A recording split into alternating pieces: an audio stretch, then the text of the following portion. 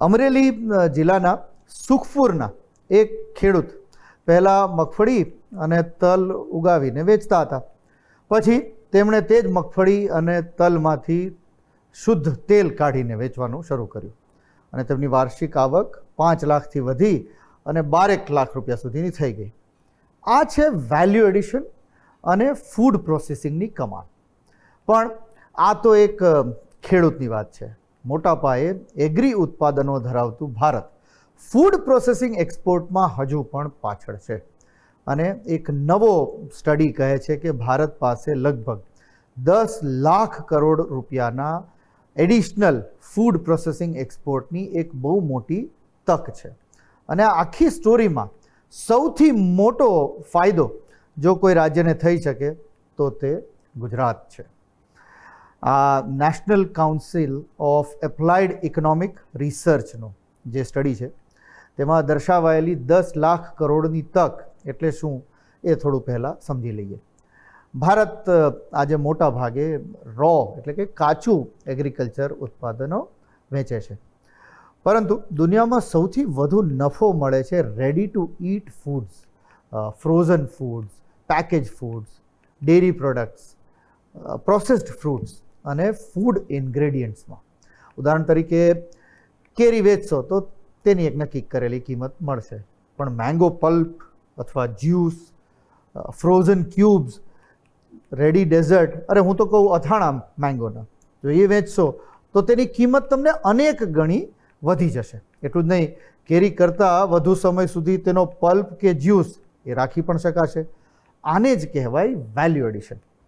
એપીડીએના આંકડા પ્રમાણે 2024-25 ફાઇનાન્શિયલ યરમાં ભારતમાંથી પ્રોસેસ્ડ ફૂડ એક્સપોર્ટ્સ લગભગ 75,000 કરોડ જેટલું રહ્યું છે.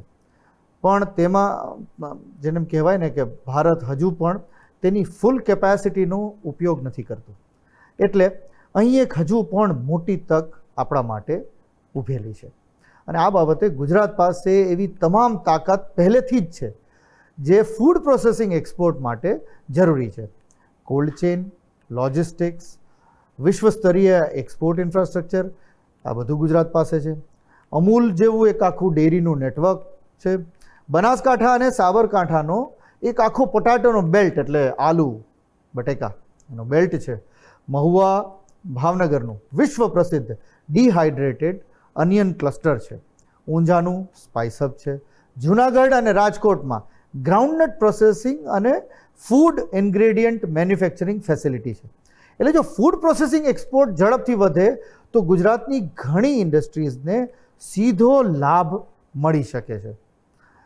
એટલે આપણે જ ખેતરમાંથી નીકળેલી વસ્તુને ફેક્ટરીઓમાં પ્રોસેસ કરીને કંઈ નવા રૂપે રજૂ કરીએ તો ગુજરાતની કંપનીઓને પણ મોટો ફાયદો થઈ શકે. જેમ કે ગુજરાત અંબુજા એક્સપોર્ટ એક માર્કેટમાં લિસ્ટેડ કંપની છે. તે મકાઈ, સોયા આ વગેરેનું એક આખું પ્રોસેસિંગ કરીને વેલ્યુ એડેડ પ્રોડક્ટ્સ બનાવે છે.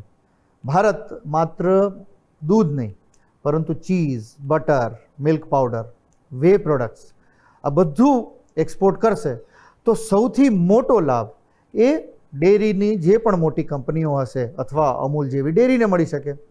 નમકીન, સ્નેક્સ, પેકેજ ફૂડની નિકાસમાં જો વધારો થાય તો આપણી જ ગુજરાતની બાલાજી વેફર્સ કે ગોપાલ સ્નેક્સ એવી બધી કંપનીઓ માટે નવી તક ઊભી થઈ શકે છે. માત્ર મોટી કંપનીઓ નહીં, મહુવા, ઊંઝા, જૂનાગઢ, રાજકોટ સહિત ગુજરાતના અનેક ફૂડ પ્રોસેસિંગ એમએસએમઈઝને પણ આડકતરી રીતના આ બધી વસ્તુઓનો લાભ મળી શકે છે. જો ગુજરાતમાં ફૂડ પ્રોસેસિંગ ઇન્ડસ્ટ્રી ઝડપથી વધશે તો તેની અસર આખા અર્થતંત્ર પર જોવા મળશે. ખેડૂતોને તેમના પાકની વધુ સારી કિંમત મળશે કારણ કે કાચા માલને બદલે વેલ્યુ એડેડ પ્રોડક્ટ્સની માંગ વધશે. ગ્રામ્ય વિસ્તારોમાં નવા ફૂડ પ્રોસેસિંગ યુનિટ્સ ઊભા થશે જેનાથી હજારો લોકોને રોજગારીની તકો મળશે. Packaging, cold storage, warehousing, refrigerated transport અને લોજિસ્ટિક્સ જેવા જે સપોર્ટિંગ ઉદ્યોગોનો પણ એક વિકાસ થશે.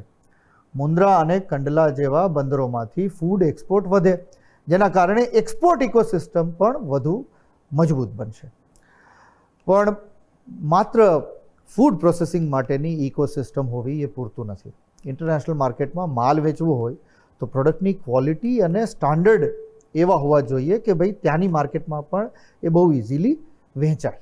Food safety standards, global quality certification, traceability, processing capacity, branding, આ તમામ ક્ષેત્રોમાં ઝડપથી સુધારો કરવો પડશે. કારણ કે અમેરિકા અને યુરોપ જેવા બજારોમાં હવે માત્ર સસ્તો માલ નહીં પણ સર્ટિફાઈડ અને બ્રાન્ડેડ ફૂડ પ્રોડક્ટ્સની એક પ્રકારની માંગ વધી રહી છે.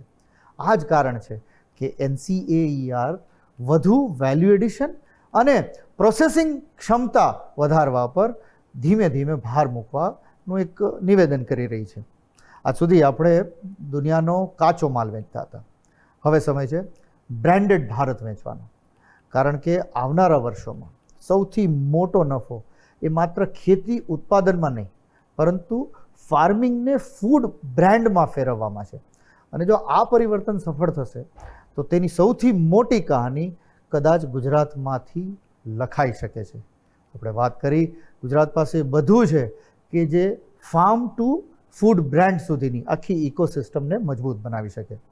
જોઈએ આવનારા વર્ષોમાં NCAERના રિપોર્ટને કેટલા લોકો સિરિયસલી લે છે અને એની કેટલી ભલામણોનું ઇમ્પ્લિમેન્ટેશન થાય છે. અત્યારે આ 10 લાખ કરોડની એક ઓપોર્ચ્યુનિટી દેખાઈ રહી છે.